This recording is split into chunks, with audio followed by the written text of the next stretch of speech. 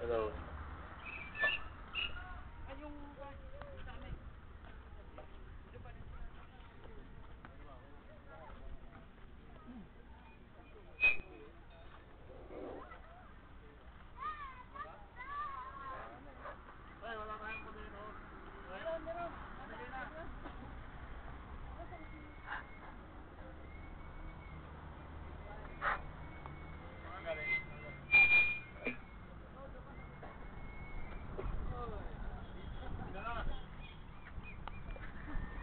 Isang mapagpalaya at magandang hapon sa lahat ng motorista, kapwa namin manggagawa at mamamayan ng Santa Rosa, lalo na dito sa kahabaan ng Tagaytay Road sa Pulong Santa Cruz, Santa Rosa, Laguna.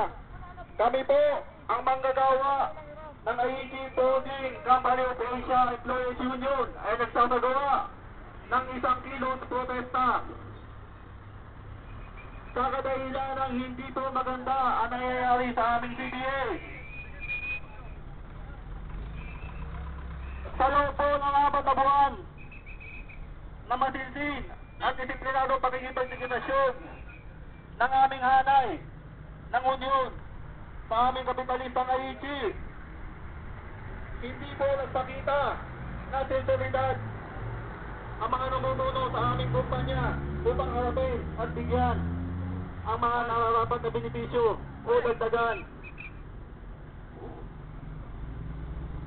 Magandang hapon po, nagalang-galang, Mr. Corona. Ang aming pong isinasagawa ay kumakatawan sa pagkadismaya ng pangkalahatang manggagawa o mas nakararaming manggagawa sa loob ng aming pagawaan. Pilit nila sinasakyan ang krisis.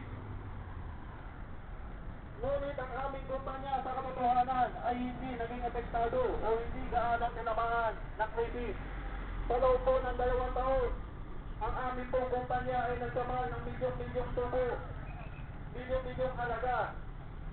Mapag-iso man o dolyar, kumita ang aming kumpanya. Sa katunayan po bilang katibayan kung kayo ay makakapasok sa aming pagawaan, makikita po ninyo ang panay-panay na pagpapagawa at pagpapaganda sa aming kumpanya, pagdadagdag ng pamina, pagdadagdag ng mga kontraktual.